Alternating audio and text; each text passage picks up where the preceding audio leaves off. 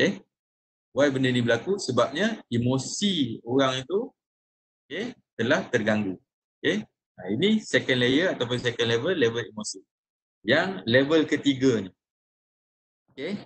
Level ketiganya, saya nak share satu story supaya kita faham apakah itu qalbu. Okay. Di suatu tempat, ada satu kawasan parking. Dan di kawasan parking ni ada penjaganya lah, penjaga kawasan parking. So, setiap hari, orang yang menjaga kawasan parking ni dia kelihatan terlalu gembira dengan pekerjaan dia. Dia sentiasa tersenyum, dia sentiasa ceria sehingga keceriaan dia ni menarik perhatian orang yang selalu parking kat situ untuk pergi jumpa orang yang jaga parking ni dan bertanya kepada dia bagaimana dia boleh kekal ceria dan nampak bahagia sehari-hari. Okay. Jadi orang ini pun pergi bertanya dan soalan pertama ni, adakah kerana bekerja di sini gaji tinggi?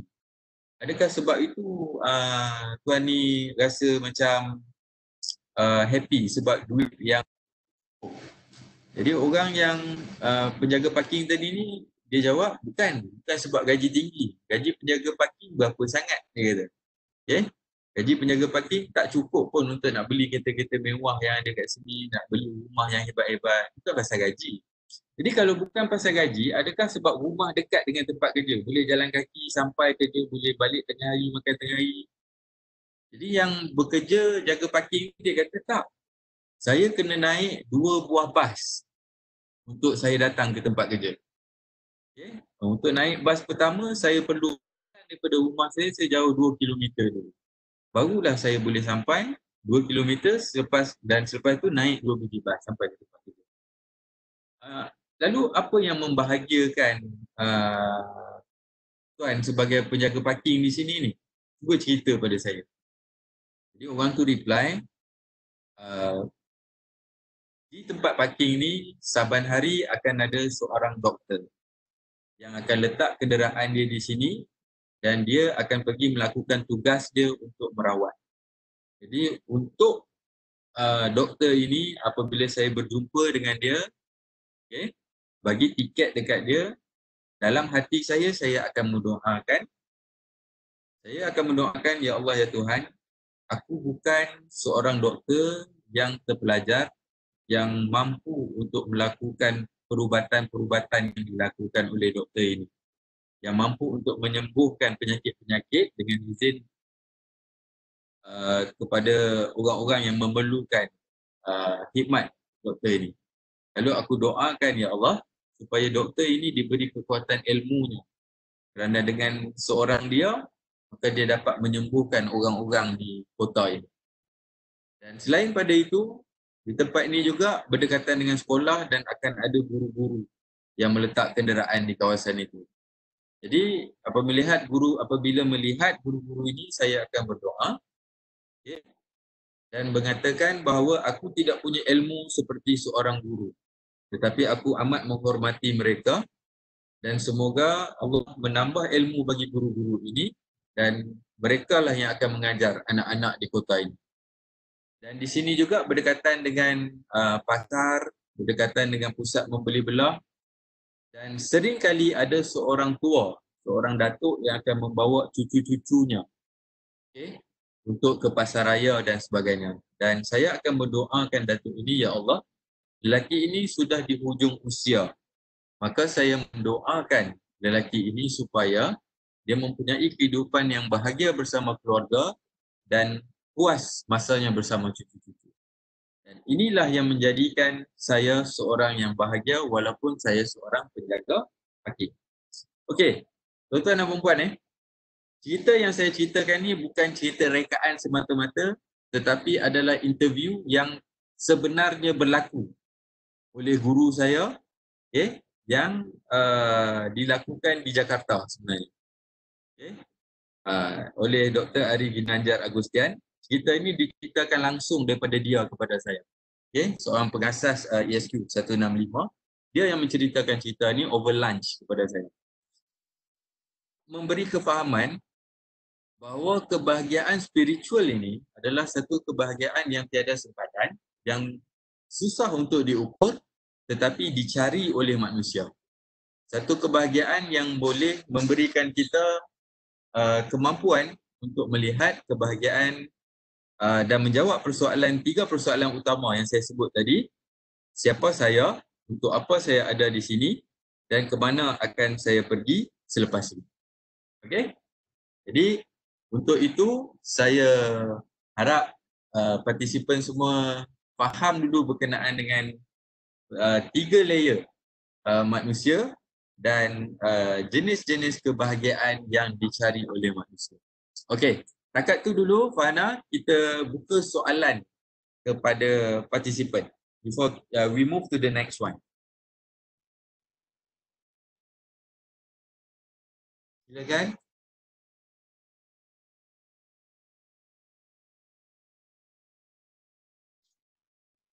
Boleh bertanya soalan? Yes, silakan. Dia tak boleh direct terus. Ya, sekarang partisipan ada 96 orang, 95 Ramai. orang. Kalau di PS1 tu nampak penuh lah tengah. Ya, betul. Jadi saya buka kepada semua partisipan untuk bertanya soalan berkenaan dengan emotional intelligence ataupun berkenaan dengan topik sebentar tadi, 3 layer human being yang diceritakan oleh Encik Mukim sebentar tadi, iaitu elemen physical, elemen emotion dengan elemen satu lagi kolbu, tak silap saya. Kolbu ataupun spiritual. Ataupun spiritual, ya. Tuan, saya nak tanya, kalau antara tiga-tiga ni, elemen mana yang paling dominan? Yang memberi kesan kepada elemen-elemen lain. Maksudnya, dia tidak bersandar kepada elemen lain tapi dia sangat dominan. Untuk ketiga-tiga elemen ni tadi, actually yang mana dominan ni terletak kepada diri kita masing-masing. We project ourselves. Dan of course, in general, kalau ditanya kepada seseorang yang beragama, okay, yang dia nak dominan pada diri dia, of course, adalah qalbu lah. Kan? Yang nak. Okay? Tapi tak semestinya usaha dia ke arah itu. Macam kita Muslim sekarang ni kan, kita berpuasa, kita malam ni masuk 10 malam terakhir, okay? Rebut-rebut untuk mencari pahala sekarang. Okay? Jadi selepas perebutan Ramadan ni, lepas hari raya, kat kita. Itu masing-masing kita jawab lah. Kita dah Ramadan. Macam saya 39 umur tahun ni. Pun berpuasa tolak berapa tahun? Tolak 4 tahun, 5 tahun, tolak 5 tahun. Maknanya 34 tahun Ramadan dan berpuasa.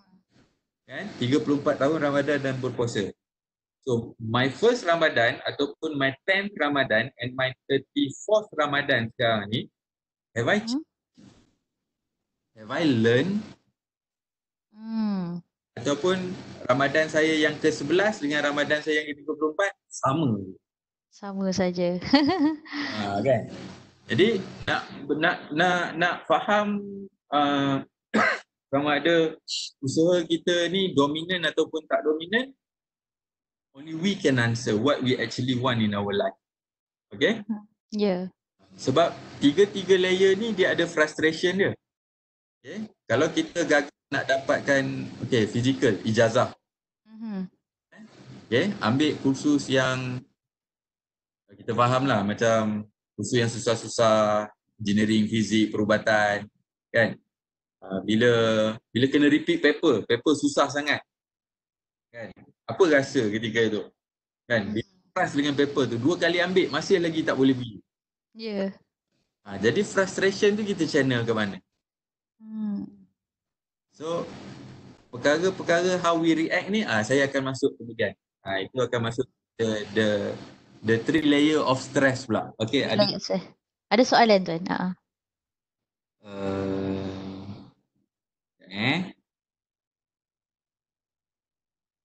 Bagaimana kita nak tegur seseorang itu dan pada masa yang sama kita nak jaga hati dia takut perselisihan faham.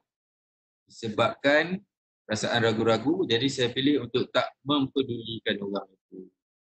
Okay. Now, nak tegur bukan sesuatu perkara yang mudah. Okay, kita faham Nazrin Shah. Okay, nak tegur bukan sesuatu perkara yang mudah. Salah tegur boleh rosakkan hubungan. Setuju? Sebab tu Nazrin pilih untuk buat tak peduli orang. Now, untuk kita nak menegur orang, yang pertama kita kena kenal orang tu dulu. Okay? Orang tu dulu macam mana dan bagaimana orang tu boleh terima teguran kita. Berbalik kepada persoalan, kita kenal atau kita tak kenal orang. Jadi kalau yang pertama, kita tak kenal orang tu. Okay?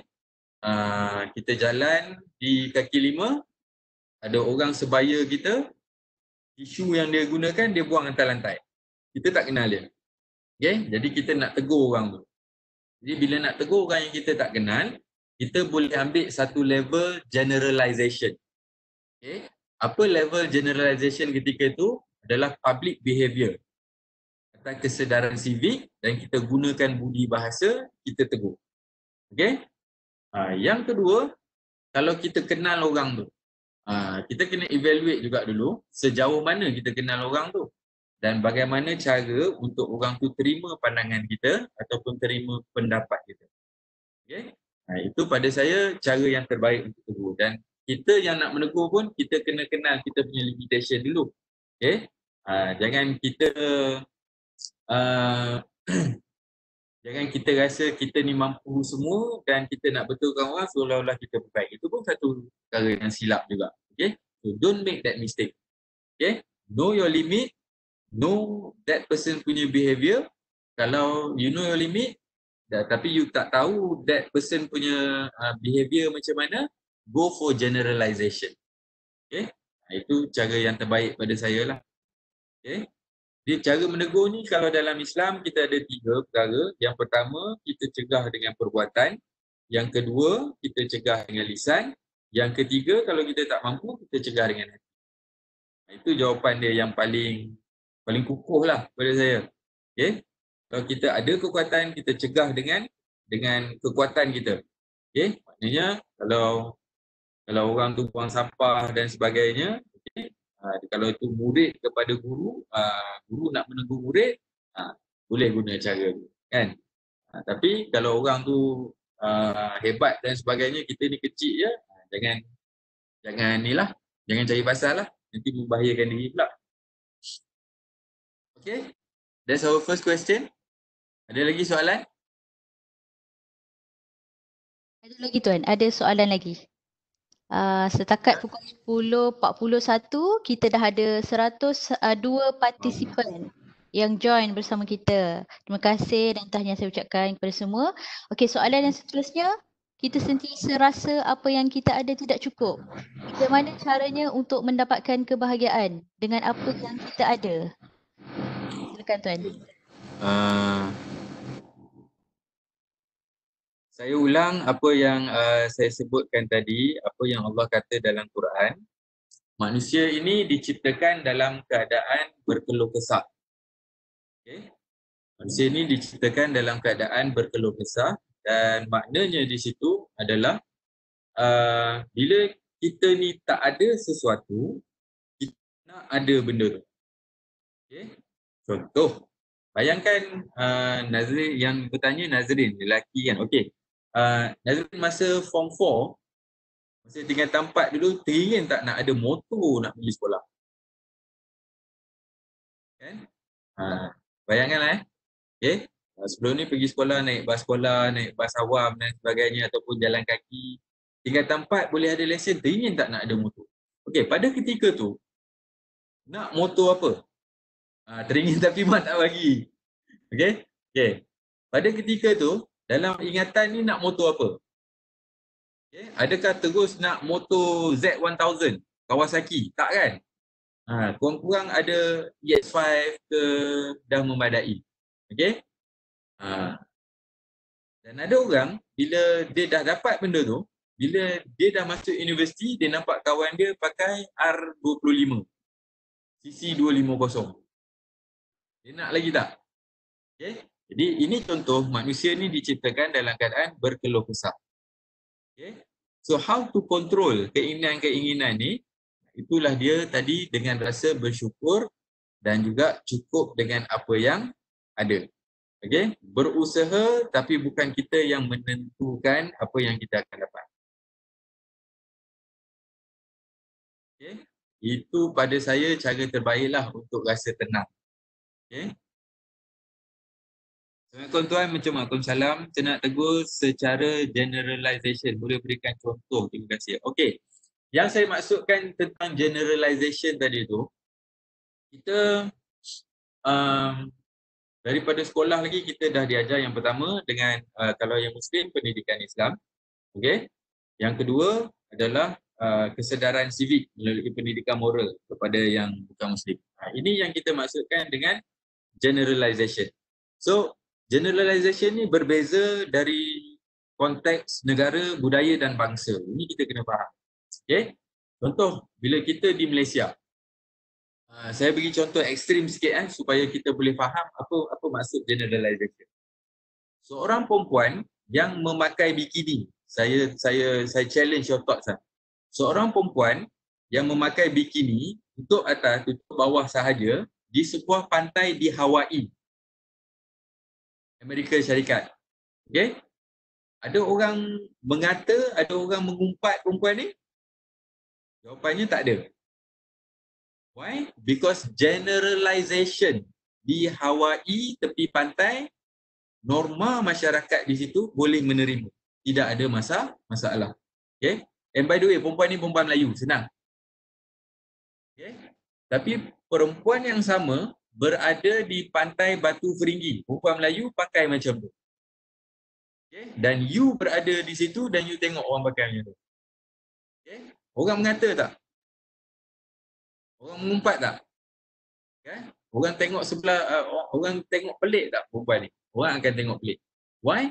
Because dia tidak berada dalam norma ataupun generalization setempat. Okay? Jadi itu yang kita nak kena faham dulu sebelum kita nak tegur secara general. Okay? Boleh? Farah? So you have to identify dulu apa generalization di mana you berada. Okay? Sebab dia tak sama. You nak guna cara you menegur kawan you di universiti, usia sebaya dengan you, tapi you balik kampung, kawan you di kampung, you nak tegur, cara you tegur orang di universiti.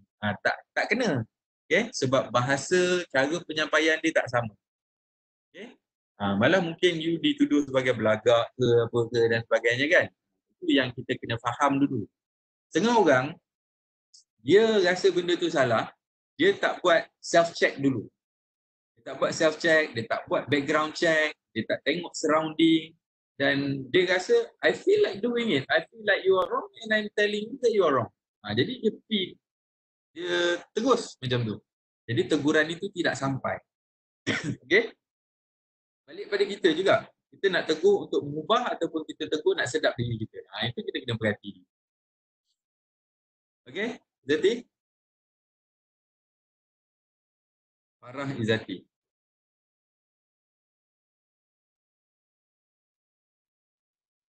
Okay. Now, if we may proceed kepada something more specific.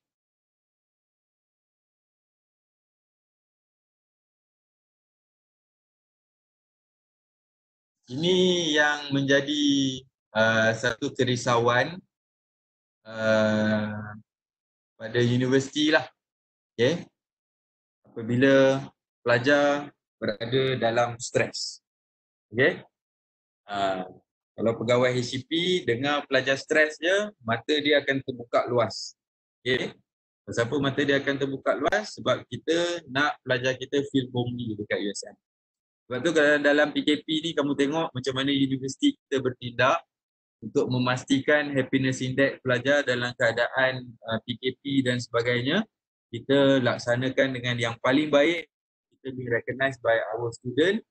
Dan ada juga cubaan nak memburukkan nama USM. Kita tengok bagaimana pelajar USM sendiri yang menjawab dan bagaimana USM sendiri respon. Alumni USM juga respon dan menidakkan tuduhan dan fitnah kepada universiti. Okay? Jadi stres adalah satu perkara yang dipandang serius oleh universiti, baik berlaku dalam kalangan pelajar ataupun staf akademik dan juga bukan akademik. Okay? So kita nak pergi kepada jenis-jenis stres. Okay? Dalam hidup kita ni, kita senang kan cakap kepada kawan kita, aku stres lah. Kan? Kadang-kadang kita bergurau, aku stres lah tengok muka kau. Benar tak? Kan? Kita gunakan perkataan stres itu untuk nak menunjukkan kita punya joke, kita punya gurauan. Sedangkan perkataan itu kita sendiri tak sure di mana patut kita guna. Okay? So this is an introduction lah kepada stres. So we need to know first, stres ni dia ada dua jenis sebenarnya. Okay? Dua jenis, iaitu stres yang positif dan stres yang negatif. Stres yang positif namanya eustress. Okay? Eustress, dan stres yang negatif dinamakan distress. Nak mudah faham. Okay? So, apa dia stres yang positif? Okay? Stres yang positif, contoh, bila anda masuk ke USM, dalam minggu orientasi, akan ada Timbalan Naib Chancellor Akademik akan terangkan kepada anda, untuk berjaya mendapatkan degree, anda perlu buat ini. Kemudian Timbalan Naib Chancellor bahagian haiwan pelajar untuk menjadi pelajar yang hebat, HEBAT, anda perlu lakukan ini. Jadi bila anda terima mandat dan amanat daripada TNC ini, anda mula membina target. Membina target, what kind of person that you want to become at the end of your study, at the end of your 4 year in this university. Okay, you dah set you punya target, you dah ada you punya dream dekat situ, and slowly you go back, you take your ample time and then you plan for it. Okay, you plan for it and then you try to follow your plan.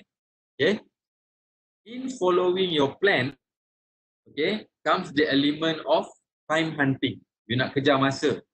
Okay, you nak kejar masa, you tahu semester pendek, banyak cuti, banyak kelas ganti, banyak you tak boleh pergi kelas sebab you ada latihan luar dan sebagainya, kan.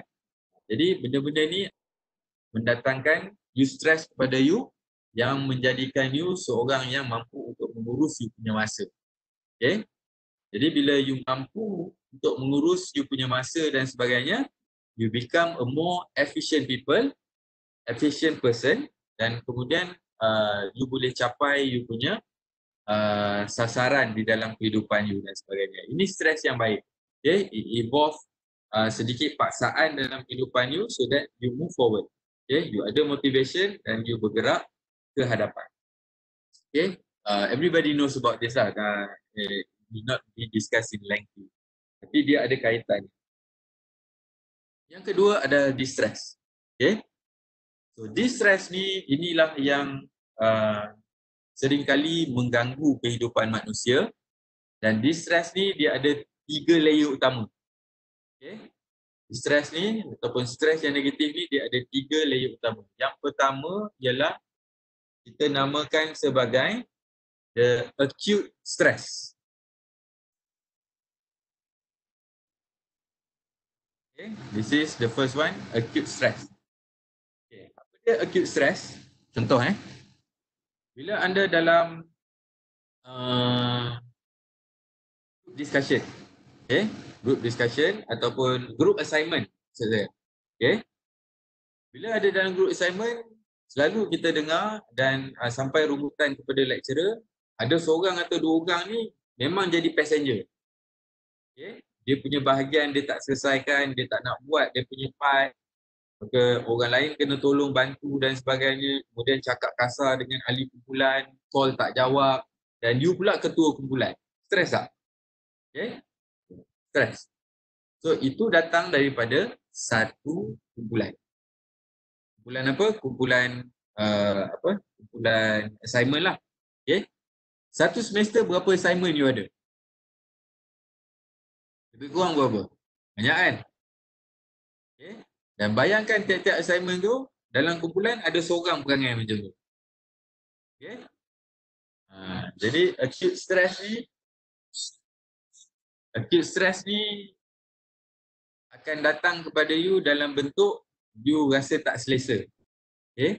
You rasa tak selesa, you rasa nak marah, you rasa nak tegur, macam tadilah kan. Itu namanya acute stress. Bila you disagree with some behavior, you nak tegur tapi tak boleh. Okay? Ataupun you ditegur tapi you tak boleh terima. Itu dia jatuh di bawah acute stress. Alright. Now, bila acute stress ni bertimpa-timpa, add on. Okay? Contoh, okay? Kita berpersatuan. Okay? Kita berpersatuan. Kita ada persatuan NPD, Desa Siswa, kita ada co-curriculum dan kita ada persatuan-persatuan lain yang kita join. Betul tak? Jadi setiap student yang aktif kurang-kurangnya dia akan terlibat dalam 3 ni lah ataupun 4 sukan satu lagi. Kalau ikut MyCSD, semua sekali ada 8. Okay, kalau ikut keras MyCSD. Now, dalam setiap perkara yang kita nak aktif ni akan ada mesyuarat, akan ada perbincangan untuk kita laksanakan. Okay? Dan apa berlaku tiap-tiap kali mesyuarat? Kalau kata student ni, okay? Satu mesyuarat ada macam-macam perangai. Okay? Yang pertama. Yang kedua, mesyuarat tu tak fikir time kita busy nak buat assignment dan sebagainya. Betul tak? Yang ketiga, okay? Dalam mesyuarat tu kadang-kadang kita balik apa hasil pada mesyuarat ni kita tak tahu. Okay? Dan mesyuarat pula datang pukul 9, habis pukul 3 pagi. Ini biasa dalam kalangan student. Betul tak? Datang pukul 9, sembang sampai pukul 11, tunggu orang, buang masa. Lepas tu mesyuarat baru mula, gaduh dalam mesyuarat, agree, disagree dan sebagainya dan pulang tanpa keputusan yang memuaskan. Okay? Jadi bayangkan ini satu mesyuarat. Acute stress. Okay? Dan bila semua mesyuarat berlaku dalam bentuk yang begini. Okay? Apa yang akan berlaku seterusnya ialah dia jadi episodic acute stress. Okay?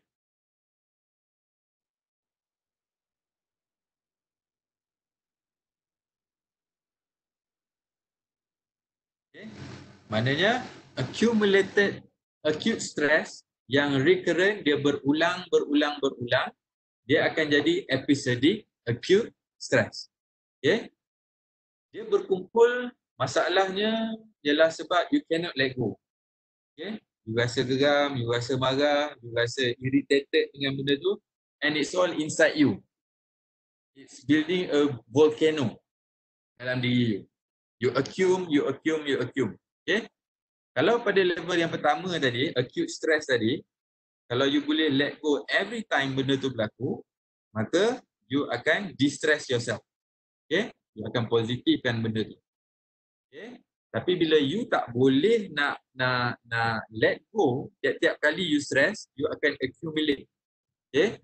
Dan you akan jadi episodic acute stress. So pada level ini, apa yang akan berlaku pada seseorang itu ialah yang pertama, dia akan jadi orang yang cepat marah. Nah, rasa tiba-tiba nak marah. Okay? Dan orang marah ni tak semestinya dia jerit-jerit, dia tengking-tengking, tak. Setengah orang dia marah, dia akan bangun dan dia nak pergi satu tempat yang lain. Setengah orang bila dia marah, dia menangis. Okay? Sebab dia menahan marah dia. Macam-macam lah ikut pada individu. Okay? So pada level episodic acute stress ni, if we cannot let go of the stress, yang akan berlaku ialah kita akan mula merasa tegang di bahagian tengkuk kita ni. Okay? Itu yang pertama, tanda awal lah. Okay? Yang kedua, bila acute stress ni kita tak boleh let go, dia akan pergi kepada kita punya saraf dan kita akan rasa the frozen shoulder. Okay? Dia akan rasa sentiasa tak selesa sebelah ni dan mula dia akan efek kemudian ke bahagian pinggang kita dan kemudian kepada kaki, kebas dan sebagainya, and that could lead to macam-macam masalah lah, masalah jantung dan sebagainya. Okay, so when you read more on episodic acute stress, you will know that at this level actually you already need professional help. Okay, kalau you dah acute stress ni banyak sangat, okay, dan you cannot let go, you dah masuk dalam episodic acute stress, you need professional help. Okay, so that is why di BHEPA kita ada 3 kaunselor dan kita ada pegawai-pegawai yang ada master in counselling yang boleh anda jumpa. Okay, so jangan segan dan untuk approach kaunselor-kaunselor yang ada dekat USM ni to get help, because your meeting dengan our counselor will be very private dan dia orang takkan ceritakan masalah you pada orang lain. Itu you jangan risau. Okay, zaman sekarang ni jangan malu-malu. If you need help, go and get the help from other people. Okay, people you trust. Yang kedua, apa yang akan mampu untuk keluarkan you daripada acute stress, episodic acute stress, ialah tak lain tak bukan, cuba teka apa dia? Cuba teka. Apa yang boleh bantu you, yang cepat untuk keluarkan you dalam acute stress, episodic acute stress?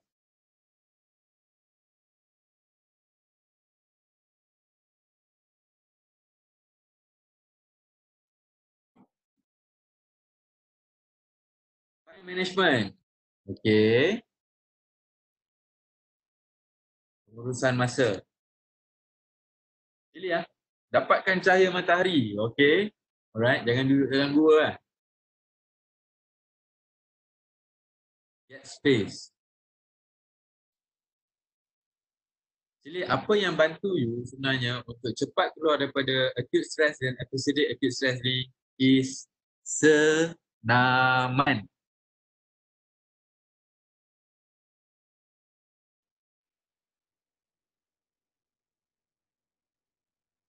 Okay. Yang ni yang ramai orang tertinggal, terlupa, malas, puasa takut letih, tak senam dan sebagainya kan. Senaman ni dia akan generate hormon happy tau. Serotonin, endorphin, dia akan generate hormon-hormon. Dan biologically, when you generate a lot of these hormones, dia akan bagi you ruang dan peluang, okay? Dan satu capahan minda yang berbeza, dia akan buka pemikiran you. Okay? So that is why exercise is very important. Okay? Siapa yang paling kaya adalah orang yang paling sihat, betul tak? Jadi nak sihat kena senaman, nak sihat mental kena senaman, nak sihat jiwa, nak sihat hati kena ada senaman. Ini yang pertama. Okay. Okay. Jadi if you do that, okay, you akan dapati diri you mempunyai penyelesaian kepada masalah-masalah. Okay. Jadi ini bukan satu yang senang. Cakap memang mudah kan, tapi nak mula buat itu, you kena paksa diri you untuk bersenam. Okay. Setengah orang bila dia nak mula bersenam ni, dia ingat senaman dia kena makan masa 2 jam. Tak. If you follow YouTube, 15 minit you dah boleh mencungap dan berpeluh dan you dah rasa puas lah sebenarnya. Just 15 minutes. Okay. So, okay, saya tak pasti soalan ni berkaitan dengan topik tak apa, no problem. Soalan saya, okay, macam mana nak control overthinking? Now, orang yang overthinking ni, Faris, sebenarnya adalah orang yang perfectionist. Surprise. Okay. Orang yang tak berapa suka buat silap. Okay. Orang yang tak berapa suka buat silap, orang yang takut dilihat negatif oleh orang lain. Okay. Jadi orang yang perfectionist ni lah sebenarnya orang yang cenderung untuk menjadi orang yang overthinking. Okay, tak malu untuk saya kan, I am a person yang macam ni. I am an overthinker, which means I am a perfectionist lah. Okay, so how to control untuk jadi orang yang overthinking? What do I do? Okay, untuk nak relax myself daripada jadi orang yang overthinking. Apa yang saya buat ialah bila saya rasa saya dah mula overthinking, okay, I mean knowing this topic and be able to speak to you on this topic, I should know this topic first, right? Okay, so there are signs actually when you know you are under stress because of your overthinking. Yang pertama, you akan mula rasa ketegangan di leher ni. Okay, ketegangan di leher. Okay, yang kedua, soket mata you akan rasa letih. Okay, because the pressure from inside out tu dia akan rasa di soket mata you. And then kemudian the rest will come lah. Okay, jantung tu rasa tak selesa dan sebagainya. Okay, so bila tanda-tanda ni ada, okay, yang pertama you have to mula dengan diri you lah, self thought. Okay, kita tak boleh control semua benda, Haris. Okay, you cannot control everything. Right? Memang ada perkara yang beyond our control. Okay, orang yang perfectionist, dia akan rasa dia boleh kontrol semua benda. Walaupun dia tak agree dengan statement tu, tapi dia macam tu. So you need to let go. Okay? Be able to let go of the things you can't control. What you can control is yourself. Okay? Question is, how do you control yourself? Okay? Dia sentiasa balik pada diri kita. Okay? And of course, untuk overcome overthinking, I would suggest as an overthinker also, exercise will help you. Okay? Will help you. Okay? And of course, kita tak perlu sebutlah bab solat dan sebagainya apa semua ni. Of course, itu akan membantu. Itu janji kan. Kita pergi bab tu di hujung-hujung. Okay? But that is the ultimate. What is immediate for you is for you to immediately release the endorphin and serotonin hormone. How? Okay? Ialah dengan cara you exercise. Okay, saya ada soalan. Seseorang yang alami severe anxiety, adakah boleh diatasi? And macam mana nak atasi severe anxiety? Okay, orang yang mengalami severe anxiety, okay, let me get to the history dulu.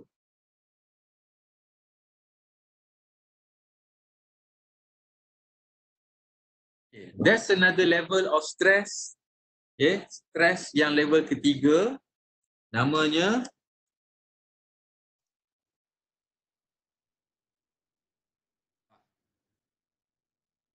chronic stress. Okay. Chronic stress ni dia adalah episodic acute stress yang berlaku sejak sekian lama. Ini paling bahaya punya stres. Okay? Bahaya macam mana? Sehingga orang tu dia tak sedar bahawa dia sedang hidup dalam stres. Okay? Orang itu tak sedar bahawa dia hidup dalam kebiasaan, okay?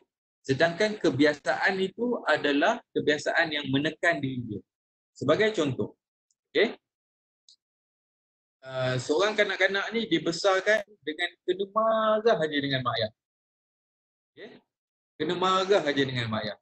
Okay? Buat ini kena marah, buat itu kena marah. Jadi bila dia besar, dia akan jadi orang yang macam mana? Orang yang menunggu arahan. Okay? Dia takkan jadi orang yang proaktif.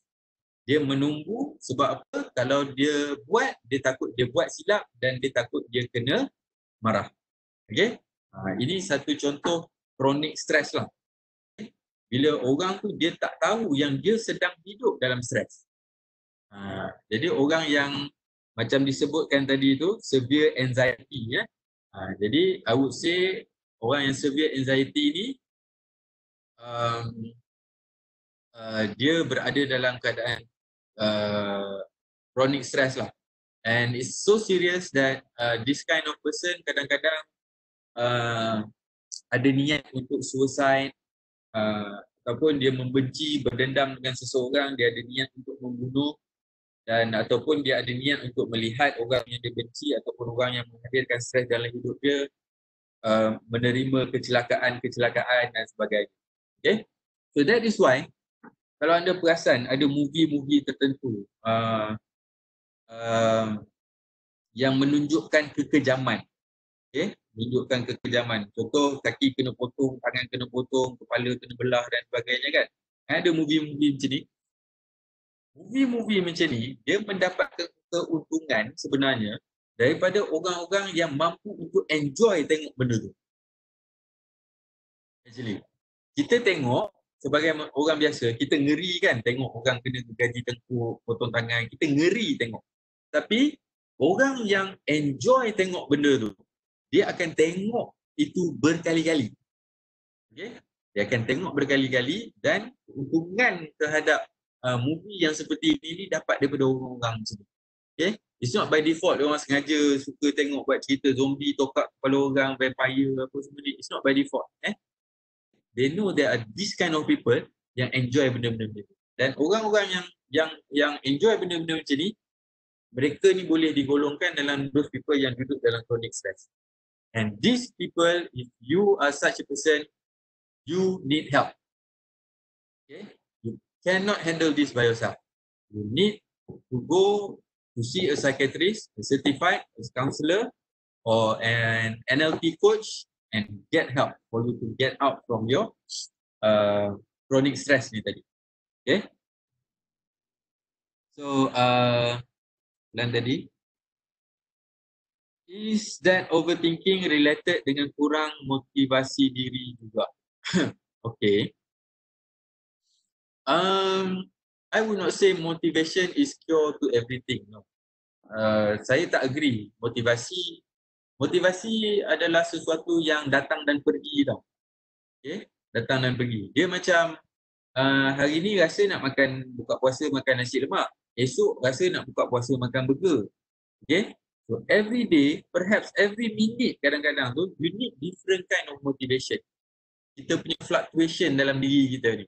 So to me, motivation dia tak settle everything. Okay? But what settle for you is your principle and how disciplined are you with your principle. Okay? If you don't do what is enough, okay, then you must do what is necessary. Kalau you faham perkataan ni, what is necessary, dia datang dengan disiplin. So kalau you nak overcome overthinking ni, I don't think it's with motivation. It's with your life principle and also with your discipline. So what is your principle in life? Okay? Dan prinsip you datang daripada mana? You kena check juga prinsip you. Kadang-kadang orang berprinsip dengan prinsip yang salah kan. Ada orang kata Hitler bagus, bunuh Yahudi 2 juta. Ada orang kata tak bagus. Tapi itu prinsip dia. So what's yours? Apa sandaran prinsip you? Okay? Pada saya itulah. Siti Nurabiatul Aifa Muhammad Yaman. Macam mana pula kalau overthinking yang lebih kepada negative thinking pada diri sendiri dan buatkan tak ada confidence? Of course, overthinking ni, orang tak ada overthinking tentang orang, tak ada. Overthinking always damage ourselves. Tak ada overthinking yang bagus, tak ada. Okay? Disiplin, yes. Okay? Overthinking will always affect you in a negative way sebenarnya. Right? Dan memang kalau overthinking menyebabkan you tak ada confidence. Yes, true. Because kan saya kata tadi, orang yang overthinking ni sebenarnya adalah orang yang perfectionist. Jadi apa behavior orang yang perfectionist? Dia tak nak orang tengok dia ni ada kelemahan. Dia nak appear hebat di hadapan orang. Dia nak appear perfect di hadapan orang. And mind you, kalau you hidup berasaskan people perception towards you, you takkan ke mana-mana.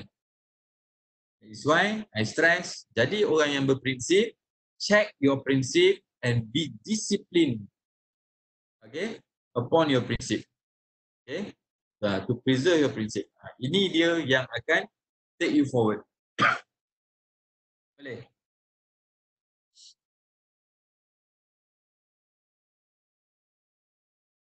Any other question? Ada soalan lagi tu tuan daripada Lim Lai Chin. Mana? What should I do when I feel down? Okay. I feel like I am numb to all feelings and just want to cry. And the question is how to beat procrastination effectively. Okay. Okay. Lai Chin,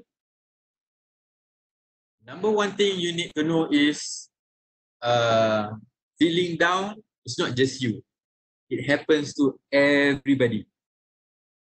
That's the good thing. It happens to Puan Farhana, it happens to me, it happens to my parents, it happens to my wife, it happens to my kids, it happens to my dekan, it happens to your dekan, it happens to your penasihat akademik. Everybody experience that. Okay? What makes us different is how we handle it. Okay? And you said you feel like you are numb and numb to all feelings. And you just don't know how to feel anymore. Am I right? Okay? And the only way you can do is cry. I give you this. Okay? Go ahead, cry. Okay? Problem of people, participant bila you jumpa orang yang nak menangis, selalunya you buat apa? Generally manusia akan buat apa? Sabar, jangan nangis, kan? Biasa kan macam tu kan? Salah. Okay? If a person needs to cry, you encourage that person to cry. Because why? Kita dah discuss 3 level tadi ni. Okay? Tangisan, saya guna tangisan sebagai contoh. Okay? Jadi bila seorang people tu feel down dan dia rasa nak menangis, dia tangisan fizikal ke? Tak. Dia tangisan emosi ke? Yes. Tangisan spiritual? Maybe. Okay? Jadi bila kita keluarkan ekspresi yang menjadi naluri manusia, menangis adalah naluri manusia. Okay? Tak ada manusia yang masa dia keluar daripada rahim ibu dia tu, dia keluar dia ketawa, tak ada. Okay? Bayi keluar dia menangis sebab itu naluri kita sebagai manusia. You feel like crying, please go ahead and cry. Itu step number 1. Number 2, what do you do after you feel better after crying? Okay? Setengah orang dia tunggu macam numb feeling kan, tak tahu nak buat apa dan sebagainya. Okay. Biologically, okay, when you are affected emotionally, okay, emotionally affected, it will affect your physical. Okay, ini bahaya because kajian dah menunjukkan juga chronic stress, okay, chronic stress can also lead to cancer. 50 years ago, 100 years ago, okay, you can go back and check the statistic, how many cancer patient at that time? Masa zaman 31 Ogos 1957, berapa ramai cancer patient that time? Okay. Today, berapa ramai cancer patient? Okay. Almost every one of us in our family, kita kenal seorang yang ada cancer. Betul tak? Okay. Dan salah satu puncanya ialah okay, this chronic stress ni. Bahaya. Because it's emotional, it can lead to physical punya deficiency. Okay. So bahaya and you need to control and contain.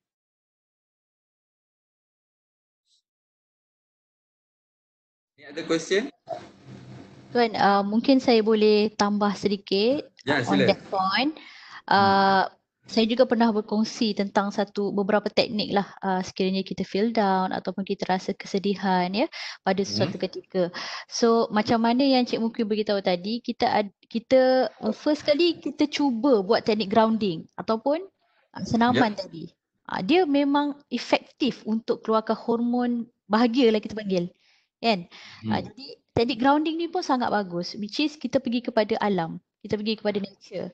So you kena keluar. Kalau kita berada di satu tempat, kita keluar.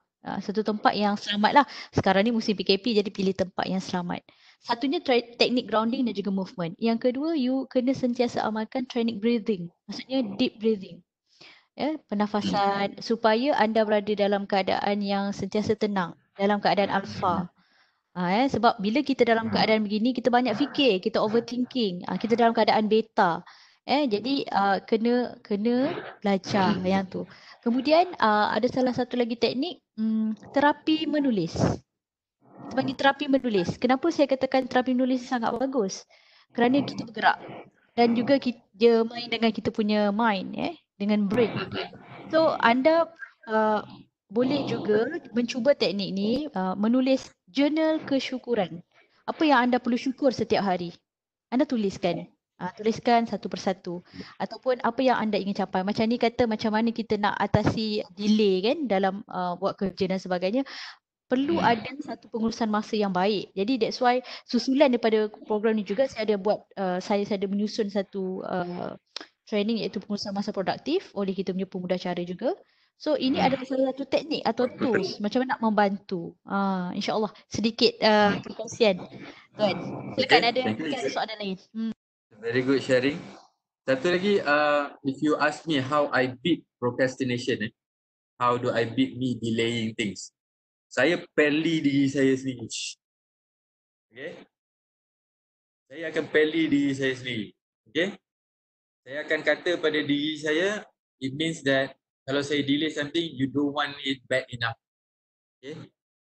You don't really need it. You say you want to become rich and you don't work for it. Tipulah nak jadi rich. Saya akan peli diri saya sendiri. Dan saya ni jenis pantang kena peli. I always like to prove myself. Orang kata saya tak boleh buat, itu saya akan jadi naga, saya akan jadi limau. Cakap tak boleh buat, I will prove myself to you. Saya macam tu. So when I have nobody to tell me that I'm not good enough, I will tell myself that I'm not good enough and I will challenge myself. But that is me. Okay? You ada cara you. Macam mana nak identify cara you? Kita ada orang yang dia motivate dengan melihat. Okay? I need to see things to prove it to myself. Ada orang, dia kena sentuh. I need to feel. I need to actually do things to believe it. Dan ada orang, dia sekadar, dia dengar. Okay? Dia dengar aja, dia dah boleh study dengan baik. Dia dah boleh faham dengan betul dan sebagainya.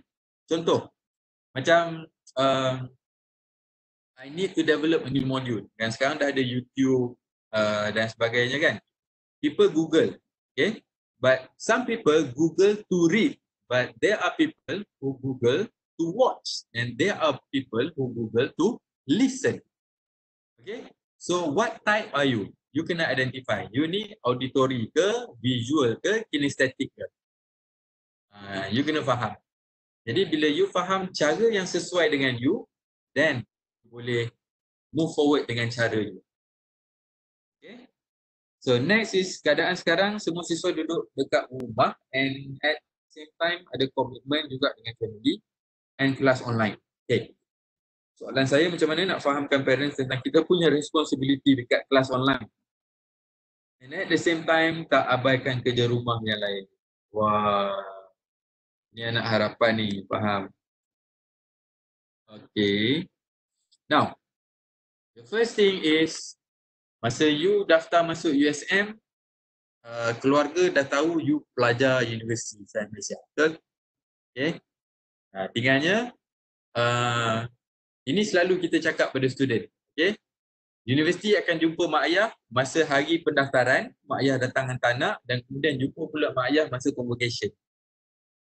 Takdir Allah, takdir Tuhan hari ini, anak-anak kena balik kepada rumah masing-masing dan menjadi mahasiswa di rumah. Kan? Itu satu perkara yang baru lah. Zaman saya tak pernah jadi, zaman Puan Fana tak pernah jadi. Okay? So, bila ada di rumah, mak ayah ni akan nampak anak dia lah. Kan? Dia tak nampak mahasiswa. Betul tak? Jadi, time tu kita ada kelas online yang kita nak follow dan time tu juga ada family arrangement yang lain. Okay, saya faham sangat situasi ni. But I don't think it's a big issue if you know how to handle it well. Okay. Yang pertama, kalau kamu nak settle benda ni, kamu ada jadual kuliah. Okay. Macam mana kamu jadual, ada dulu kan kita sekolah ada jadual waktu persekolahan kan. Lepas rehat ada matematik 2 waktu dan sebagainya. Apa kita buat? Kita lekat dekat kita punya meja study, betul? Kan? Jadi dekat meja study tu bukan kita je tengok, kadang-kadang mak ayah kita pun akan datang. So why don't you do that?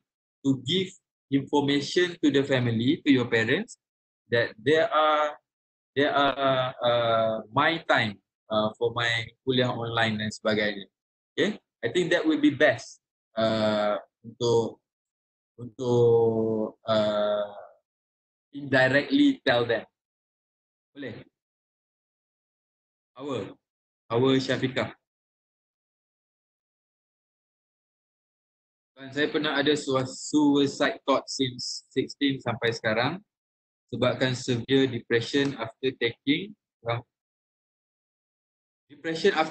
counselling session. Counselor said to me that always do what you like to do, and I did, but it is not effective at all. Okay, bersenam pun still stress. What should I do? Okay.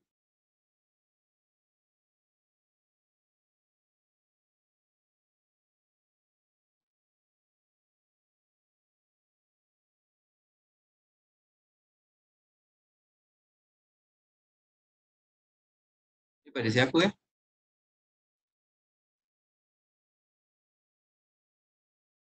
Okay, dalam hal ni memang yes, seperti Puan Fana sebut tadi, we need a separate session lah untuk bantu hal yang macam ni Nazrin okay. Actually having suicide thoughts ni adalah sebenarnya datang daripada chronic stress yang saya sebutkan tadi, when you cannot handle yourself. Okay, now seeking a professional help, okay, macam dimaklumkan tadi, tidak membantu, okay, tidak membantu you untuk selesaikan masalah you. Okay. Now first, you need to first understand kat mana yang you boleh dibantu, kat mana yang you tak boleh dibantu. Kita kena identify dulu. Okay. So this need a separate session. So Nazrin, if you want to settle this, after PKP nanti come and see me. We do a coaching session. Okay, see how it goes. Okay, boleh selesai, tak ada masalah. Okay, and the good news for you is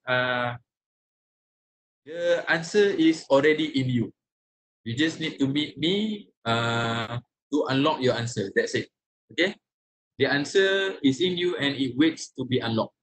Okay, so at the meantime,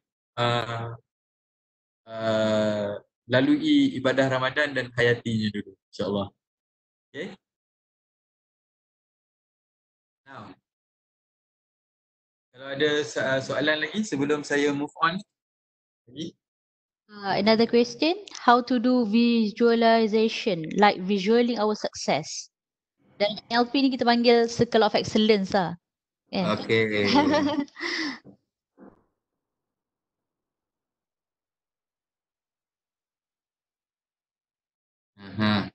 Okay, people dream, right? Lachin, people dream. You dream, I dream, and mimpi kita cakap tentang mimpi. Ada mimpi yang merepek, okay? Mimpi yang merepek, mengarut. Ada mimpi yang kadang-kadang memberi makna kepada kita. Okay? Kenapa ada mimpi merepek? Kenapa ada mimpi yang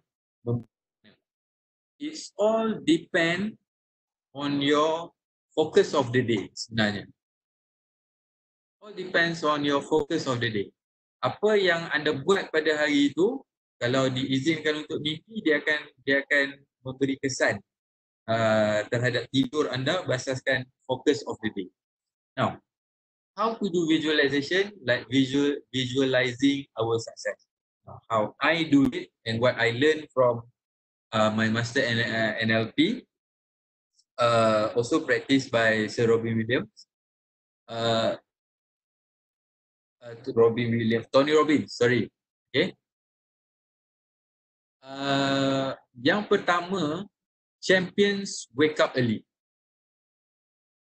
Ulang suara. Okay, champions wake up early. So if you wake up at waktu Malaysia, sorry, if you wake up at 7, you wake up at 8, even you wake up at 6 pun lambat lah sebenarnya. Okay, Depends lah, you nak jadi champion tahap mana, you nak nampak you punya goals tahap mana. Okay, but champions wake up early. Start by waking up at 5. Start at 5. Okay, then kemudian slowly you pergi kepada 4.30. Okay, 4.30 ni yang Muslim bukan bangun tahajud kemudian tidur balik, tak ada dah. 4.30 tu bangun tahajud, subuh tak boleh tidur, teruskan hidup. Then you can visual your life better. Okay, untuk Lai-Chin, okay, our visual ni, the best visual, okay, dia pada waktu pagi. If you want to visualize your day, okay, you tak boleh buat effectively pada waktu tengah hari ataupun late morning, tak boleh. Has to be in the morning. Okay, what I do at home, because my balcony at home, my balcony face the sunrise, and my condo I live at level 3, and sometimes tadi someone says about getting sunlight. If I need more sunlight, I will go to level 35.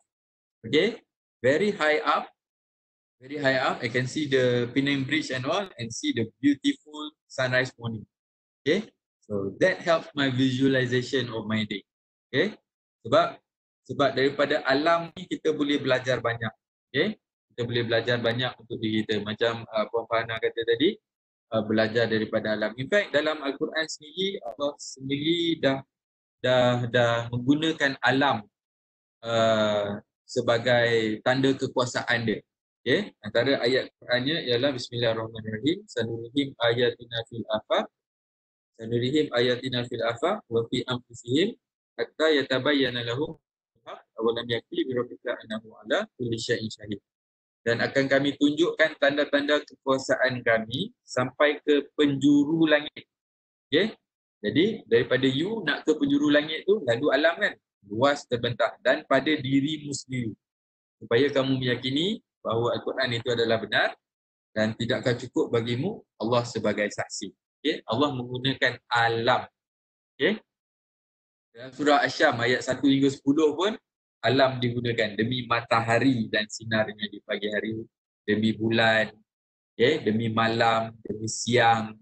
Okay, alam digunakan. So you need to go and see the alam.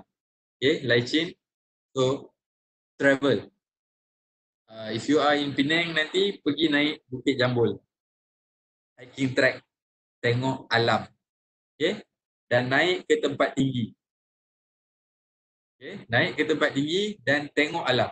Okay, Puan Fahana sangat faham, dia suka naik tempat tinggi. Okay, dan kita tengok sejarah-sejarah orang yang hebat, orang yang berjaya di dalam hidup. Okay, tak lagi orang-orang ni akan naik ke tempat yang tinggi, okay, untuk mendapat makna dalam diri. Nabi Musa naik ke Gunung Tursina untuk mendapat makna pada diri. Okay, Nabi Muhammad SAW, okay, the perfect human being, dia naik ke mana? Jabal Nur. Okay, puncak yang tertinggi yang dekat dengan Mekah itu, untuk dia mencari makna pada diri. Okay, dan berapa ramai orang naik ke Gunung Kinabalu untuk memaknakan diri. Okay, naik ke Gunung Everest untuk memaknakan diri. Okay, jadi pergi kepada alam untuk kita visual our life. Okay, that is my suggestion to you, Lai-Chin. Okay, and I am sure, because this is human nature, we learn from our surrounding, we learn from Mother Nature. Okay, I'm sure you will find an answer, because that's a promise. For us Muslim, we believe in the Quran because it's a promise in the Quran. When you go to the Mother Nature, you will definitely learn something.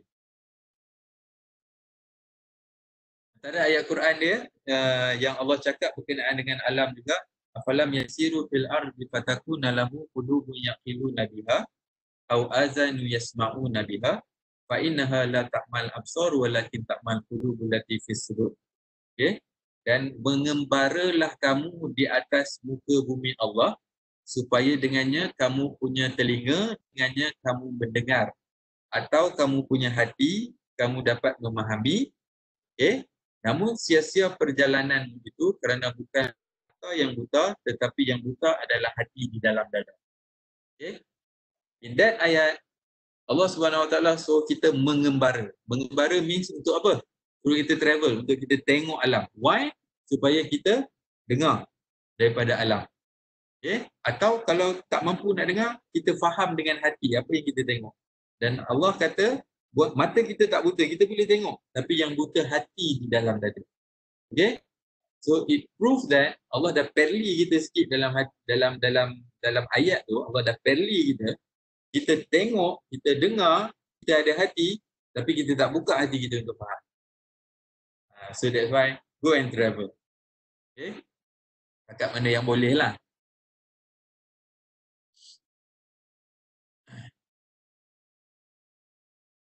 Any other question?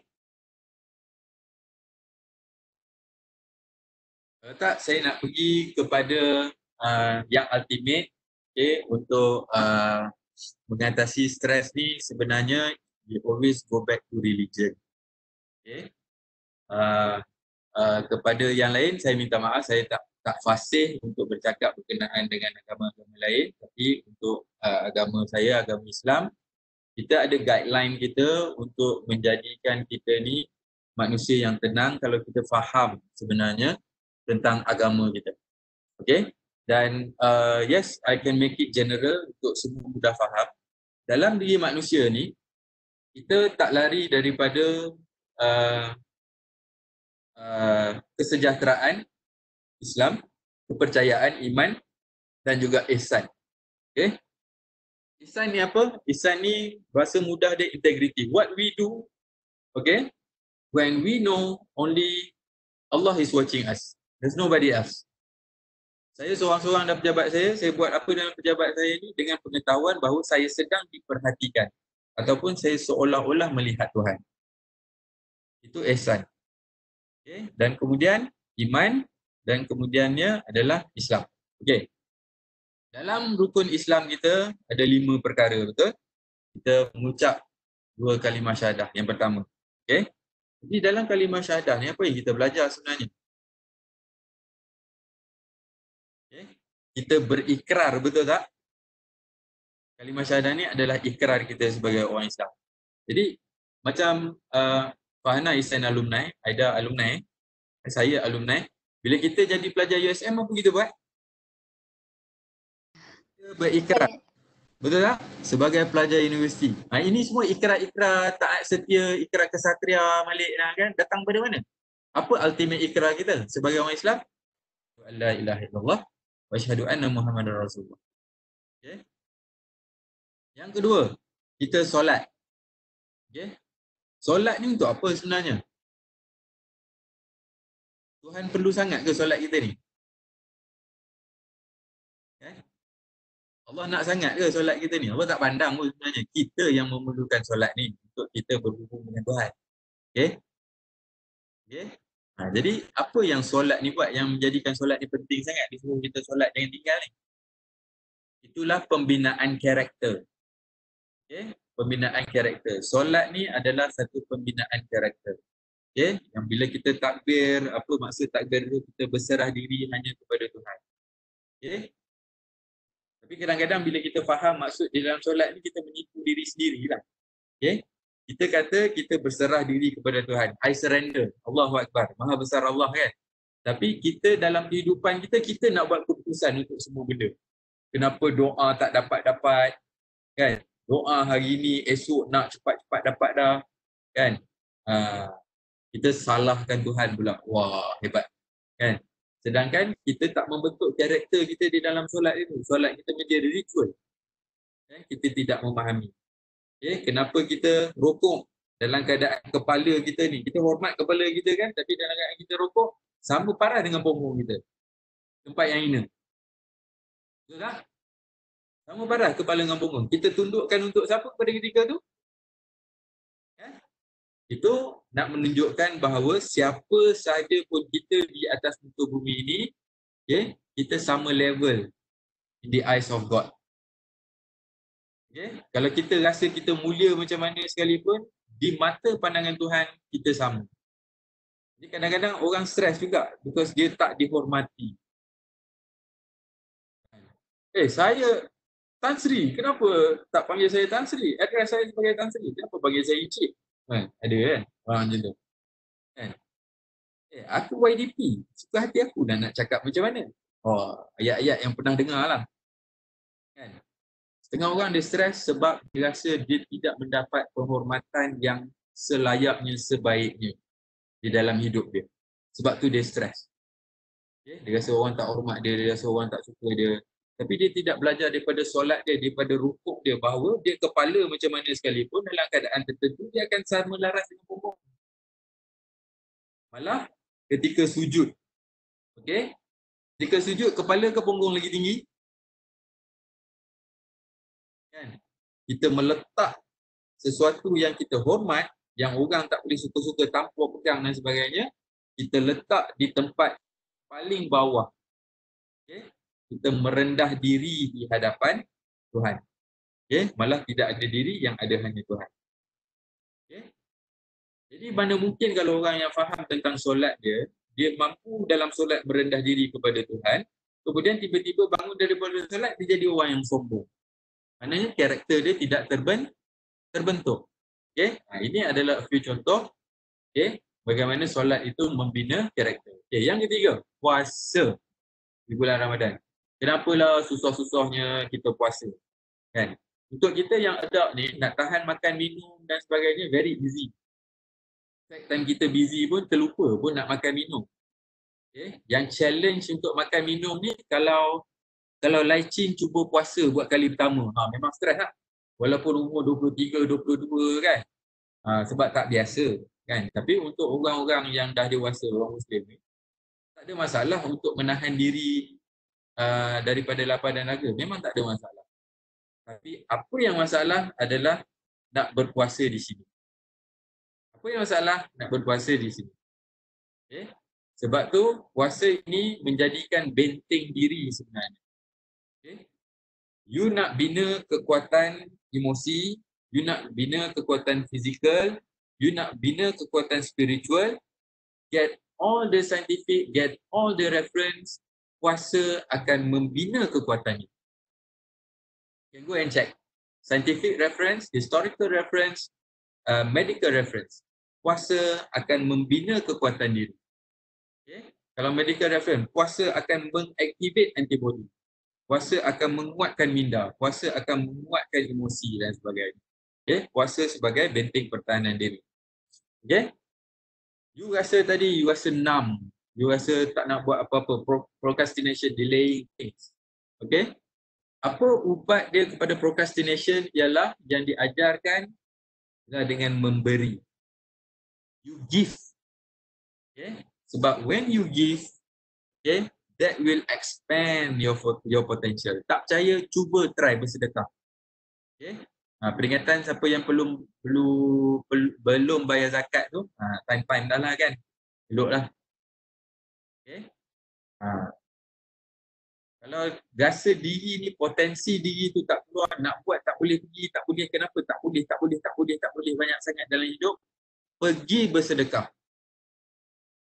Okay? Tolong orang susah. Tak kira lah orang tu bangsa apa, agama apa sekalipun, dia susah, pergi tolong setakat yang mampu. Okay? Saya punya tolong macam mana okay, saya share. Okay. Bezalah student dengan kita, Fana kita ada gaji betul. Okay. At one time RM10 pada kita macam diorang berat untuk kita keluarkan. Tapi pada kita sekarang ni, bila datang 24-25 hari bulan, RM50 nak keluarkan, taklah rasa berat. Betul tak? Kadang-kadang lah, kadang-kadang berat juga kan. Okay, now. Macam mana nak rasa semangat memberi? Kalau RM1 rasa apa-apa tak nak bagi? Tak rasa apa-apa. RM2 tak rasa juga. RM5 tak rasa juga. RM10 tak rasa juga. RM20 rasa sebab dalam poket ada RM50 je. Okay? Bila rasa RM20 tu dah datang ragu-ragu, you give that RM20. You akan nampak hasilnya, insyaAllah, amazing. Okay? Amazing. Cara you akan dapat potensi diri. Okay? Dan kemudian, dalam rukun Islam, haji. Okay? Siapa yang dah pernah pergi ke Mekah mengerjakan umrah ataupun haji, mereka akan faham bahawa di sana untuk mengerjakan umrah dan haji ni dia datang daripada perbuatan. Okay? Dia bukan ritual. Kat Mekah orang tak hanya duduk berzikir, baca Quran, solat dan sebagainya. Dia pergerakan. Okay? Dia kena bergerak, pergi tawaf. Dia kena bergerak, melakukan sa'i. Okay? Dan kemudian tahlul dan sebagainya. Dia kena pergi wukuf di Arafah. Bergerak. Move. Okay? Jadi apa maksud dia di dalam kehidupan? You want to achieve something, you need to move. You have to actually do something.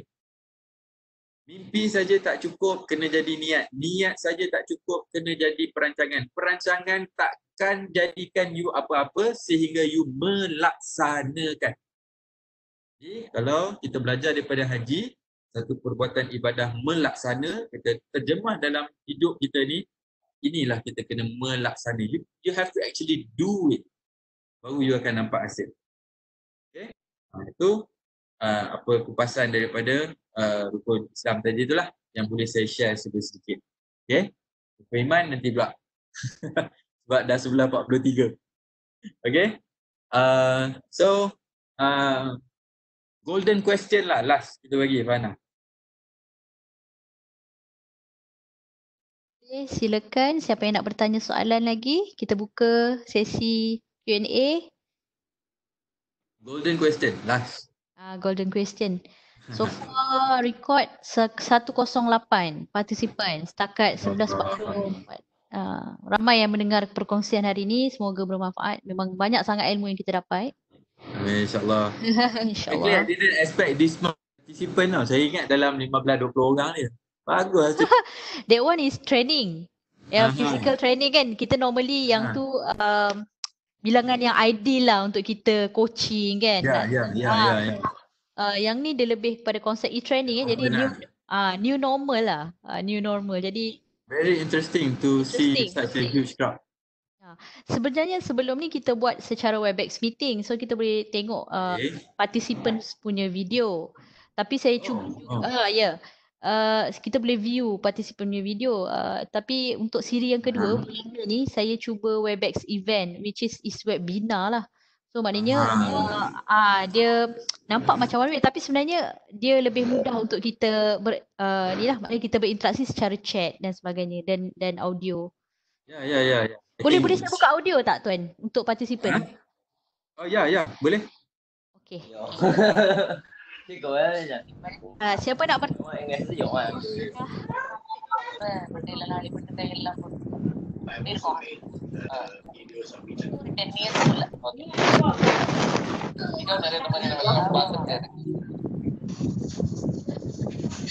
Konflik.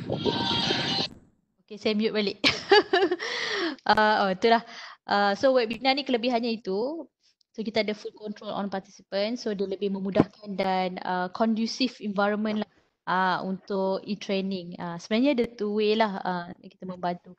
So record 109 setakat pukul 11.46 ni. Kalau ada yang nak bertanya lagi?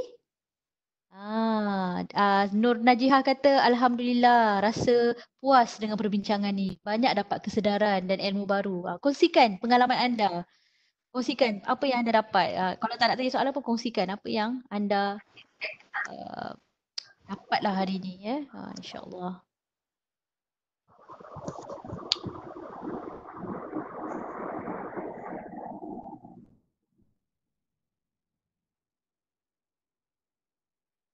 Tuan mute mic. Actually ni first online training. Semalam tak boleh tidur, nervous. Overthinking, yes. Overthinking. Tapi alhamdulillah lah boleh. Alhamdulillah. Contoh yang bagus lah, overthinking. Tapi semua orang sebenarnya saya setuju. Semua orang ada overthinking which is lead to perfectionist. Tapi bagaimana kita mengawal overthinking tersebut? Kan? Saya belajar sesuatu di mana kita nak penilaian manusia kepada kita. Kita mengharap makhluk kan? Kita terlalu bergantung kepada makhluk. Jadi kita menjadi orang yang pesimis, sempit. Kita tidak boleh move on sebab kita tidak berani ke depan ya. Kita tidak berani ke depan. Kita tak menjadi orang yang optimis. Sebab dalam kepala kita ni ada sentiasa orang kata bisikan-bisikan.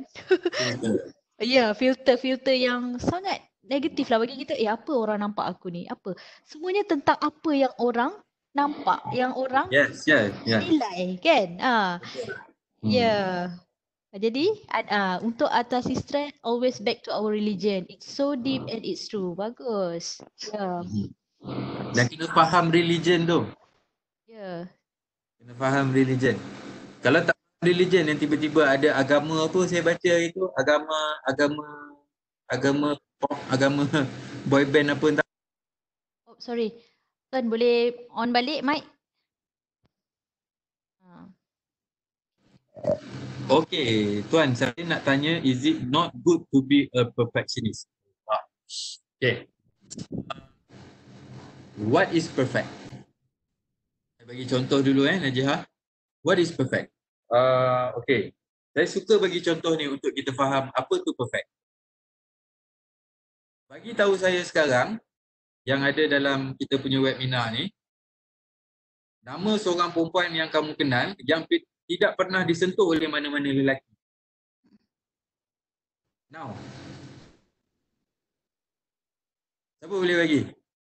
Sekarang juga bagi tahu nama seorang perempuan yang tidak pernah disentuh oleh mana-mana lelaki. Ada tak ada?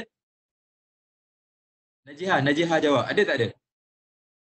Maryam alaihi salam pegang anak dia tak Nabi Isa alaihi salam?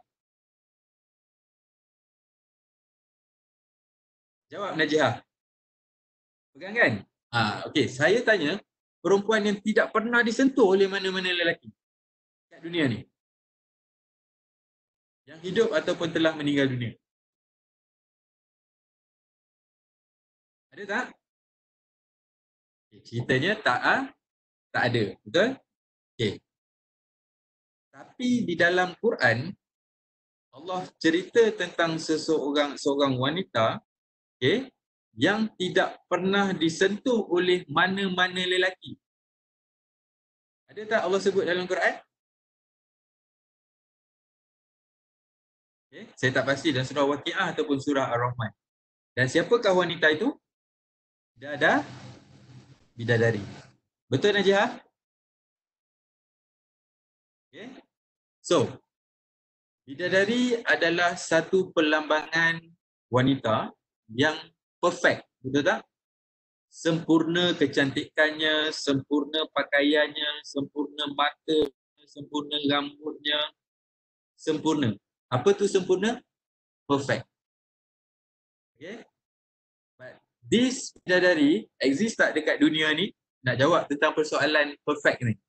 Okay. Kat dunia ni tak ada.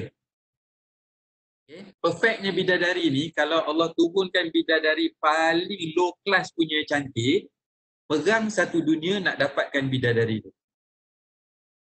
Okay. Satu dunia perang nak dapatkan bidadari tu. Itu yang paling low class. Paling semua bidadari lawa. Yang paling bawah punya lawa.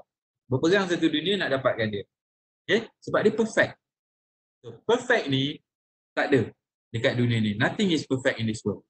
So, when nothing is perfect, why should you become one? Najihah. Nothing is perfect. Why should you become one?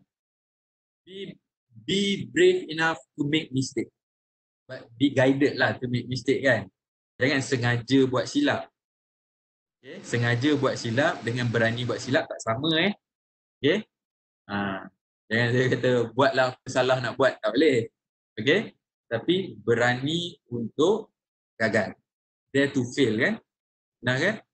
Poor dad, rich dad, poor dad no? Okay. So, the world is not perfect. Okay. So is you. Why try to become one? Accept your flaw, improve them. Recognize your strength, enhance them. That's the best way you can deal with your life.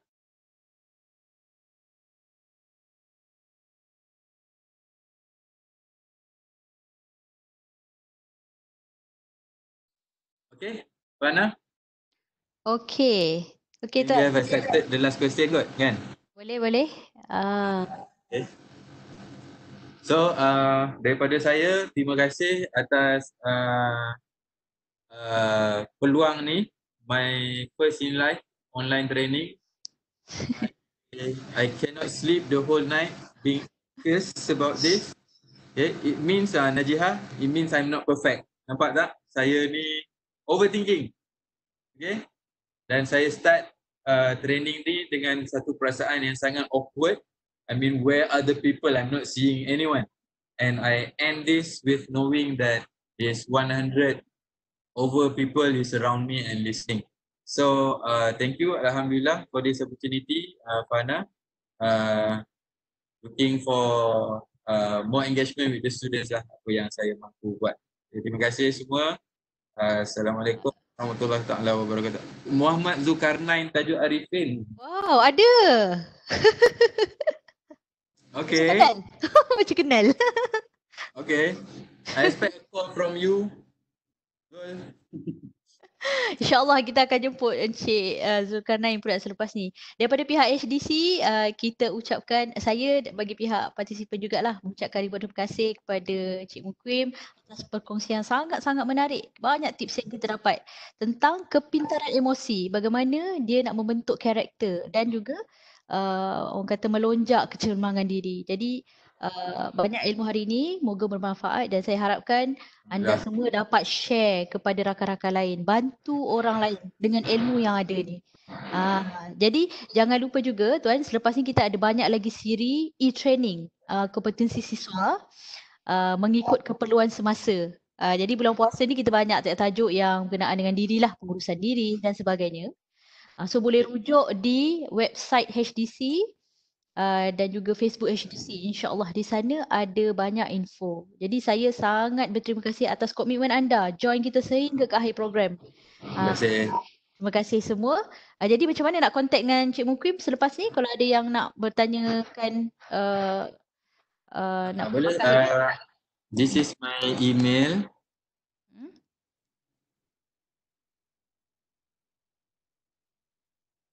This is my email. So you guys can email me personally kalau ada apa-apa yang boleh saya bantu. Okay? Ya, anda semua sekiranya ada perkara yang nak tanyakan boleh emailkan ke Encik Mukwim, MUKHWIM, mukwim@usm.my. Ya. Okay. Okey. Jadi kita juga berterima kasih kepada rakan-rakan pegawai. Ni semua senior-senior saya ni yang hebat semua ada sekali join. Siapa ya? Kalau saya pun kena scroll dulu ni. Tapi kita ucapkan terima kasih lah kepada Cikgu Zulkarnain kerana turut hadir mendengar perkongsian hari ni bersama dengan student. Jadi insyaAllah akan datang kita akan jemput lagi dengan kepakaran-kepakaran yang ada di USM insyaAllah. InsyaAllah. Question Fana. Ya. Boleh join training ni ke? Kalau dia boleh scan barcode tu ke tak boleh? Macam mana? Orang luar, alumni ke apa ke? Boleh, boleh. Boleh orang luar boleh juga. Cumanya saya telah ada buat setting sikit. Sekiranya mereka join as participant, dia ada perlu register nombor matrik. Tapi tak ada masalah. Kalau alumni okey, tak ada masalah saya rasa. Mungkin orang luar tu mungkin boleh mendengar lah sebagai sharing ilmu kan. Bukan juga sebenarnya. Ya. Okey. Okay, untuk itu awal lagi terima kasih. Selamat buka puasa semua. Ingat azan Zuhur dengan azan Maghrib sama dengan silap Okey, terima kasih tuan. Assalamualaikum semua dan insyaAllah boleh dapatkan recording ni di hdc.usm.my dan juga YouTube HDC. Okey? Ada recording. Saya memang Okey. Okey, assalamualaikum semua. Assalamualaikum warahmatullahi wabarakatuh.